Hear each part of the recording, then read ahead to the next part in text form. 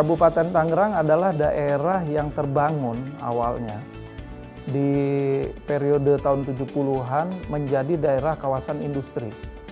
Dan itu ditunjuk oleh pemerintah pusat desainnya, ya.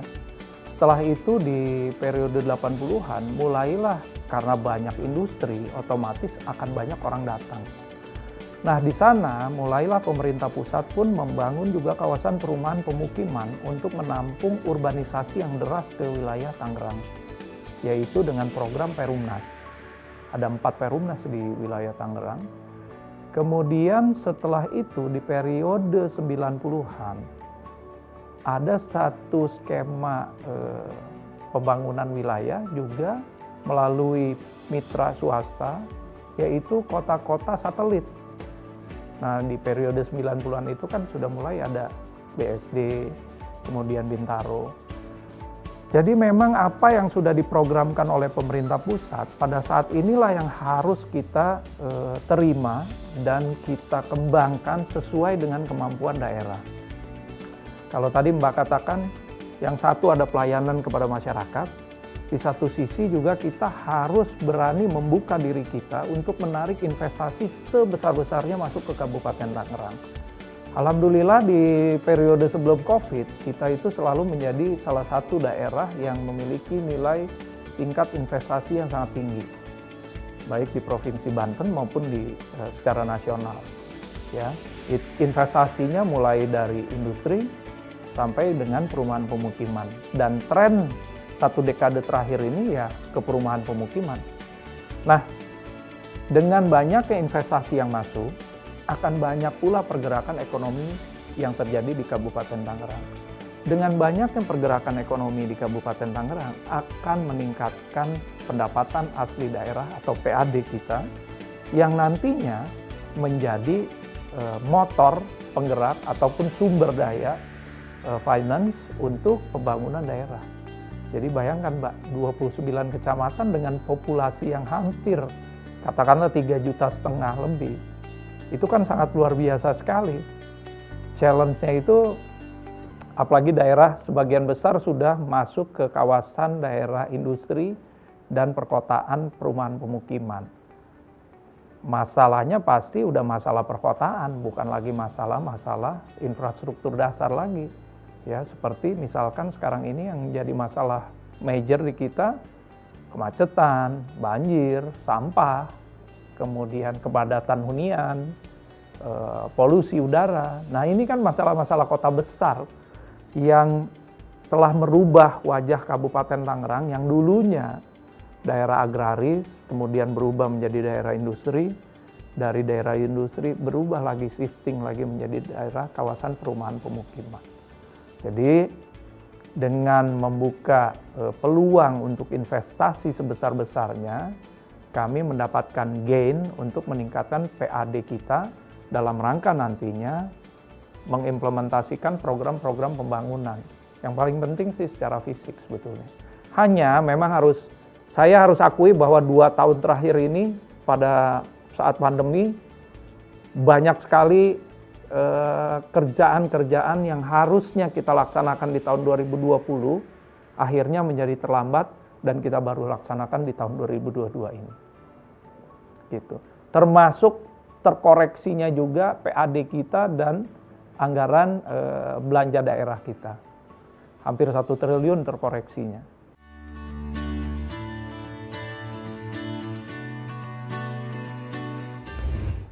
Yang pertama, pengembangan kota-kota satelit di Kabupaten Tangerang ini bukan saja membantu pemerintah daerah untuk penyelenggaraan infrastruktur dasar yang layak, modern, ya. Kemudian juga yang bersih buat masyarakat. Tapi juga di belakang itu ada pertumbuhan ekonomi yang sangat luar biasa sekali diciptakan oleh kota-kota satelit. Bayangkan, satu kota satelit ini bisa menciptakan lapangan pekerjaan yang secara langsung itu bisa di atas puluhan ribu, bahkan seratusan ribu. Ya, mulai dari pekerjaan konstruksi, kemudian services, jasa, perdagangan, dan lain sebagainya. Jadi, saya melihat kota satelit ini adalah salah satu konsep untuk perkembangan wilayah juga secara paralel diikuti dengan pertumbuhan ekonomi. Hanya ada satu sisi negatifnya, mengundang kembali banyaknya urbanisasi ke wilayah Tangerang. Dengan mengundang urbanisasi, otomatis laju pertumbuhan penduduk di Kabupaten Tangerang itu akan menjadi sangat tinggi dan secara akumulatif akan berlipat terus di masa-masa yang akan datang. Begitu juga dengan penambahan penduduk, artinya harus akan ada banyak lagi lapangan pekerjaan yang tercipta ataupun dibuka. Nah, itu challenge berikutnya. Kalau tidak ada pertumbuhan lapangan pekerjaan yang signifikan, akan menjadikan pengangguran terbuka dengan angka yang sangat tinggi. Nah, inilah yang dialami oleh Kabupaten Tangerang pada saat ini. Boleh saya katakan Tangerang Raya lah, ada Tangsel dan Kota Tangerang juga. Tapi mereka kan daerahnya kecil dan sangat terbatas. Sementara yang punya potensi masih luas itu ada di Kabupaten Tangerang. Jadi kami selalu, pemerintah daerah, selalu harus berpikir setiap saat lahan yang ada di Kabupaten Tangerang, setiap hektarnya itu berguna untuk apa? Kalau untuk sawah, berapa padi yang diproduksi setiap tahunnya, berapa lapangan pekerjaan yang bisa dihasilkan oleh sawah tersebut, dan berapa produktivitasnya, juga cycle ekonominya.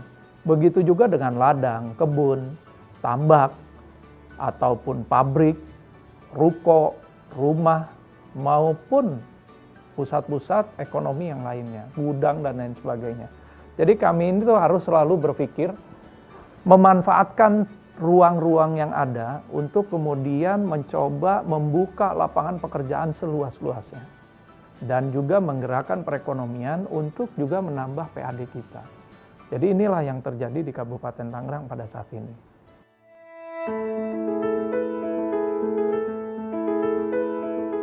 Jadi di Kabupaten Tangerang itu ada rencana tata ruang dan wilayah, ya, dan itu menjadi perda kita atau peraturan daerah. Perda RT RW ini berdasarkan dari perda juga dari Provinsi Banten. Dan perda Provinsi Banten maupun Kabupaten Tangerang ini biasanya sebelum disahkan itu diasistensi dan dibimbing oleh kementerian-kementerian terkait. Dari perda itulah kita bisa menentukan arah kebijakan untuk setiap wilayah tadi. Ya, karena satu kecamatan dengan kecamatan yang lain kebutuhannya berbeda. Tingkat populasinya juga berbeda. Kemudian pergerakan ekonominya juga berbeda. Maka dari itu, dari sanalah kita bisa memilah mana yang harus kita bangun untuk kawasan pergudangan, mana yang kita bangun untuk kawasan pemukiman, perumahan pemukiman, mana yang kita bangun untuk kawasan jasa perdagangan, bahkan mana yang kita tetapkan sebagai kawasan-kawasan persawahan, ladang, dan kebun. Nah itu, jadi dari basis perencanaan tata ruang tersebutlah kemudian kita mencoba memeta-metakan kebutuhan-kebutuhan masyarakat yang ada di Kabupaten Tangerang. Dan sekali lagi saya katakan, seluruh perda ini atau aturan yang dibuat di Kabupaten Tangerang itu selalu punya aturan pegangan sebelumnya. Entah itu perda provinsi, kemudian undang-undang yang paling tinggi, di bawah undang-undang juga ada perpres, ada peraturan menteri dan lain sebagainya. Dan itu yang harus kita akomodir semua. Jadi mau tidak mau kita harus seefisien mungkin memilah-milah wilayah di Kabupaten Tangerang untuk program rencana pembangunan jangka pendek, jangka menengah. Jangka pendek itu 1 untuk 5 tahun, ke menengah itu 5 sampai 20 tahun, kemudian jangka panjang setelah 20 tahun.